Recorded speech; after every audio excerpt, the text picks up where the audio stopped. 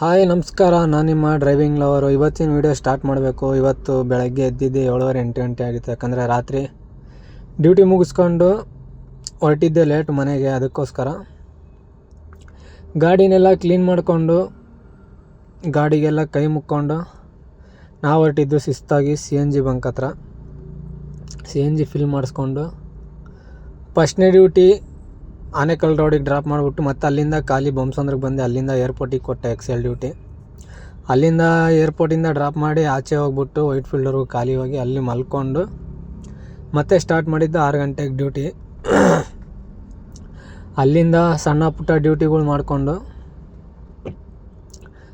Last duty ಬಂದ್ಬಿಟ್ಟು electronic city Neeladri ರೋಡಿಗೆ ಬಿತ್ತು.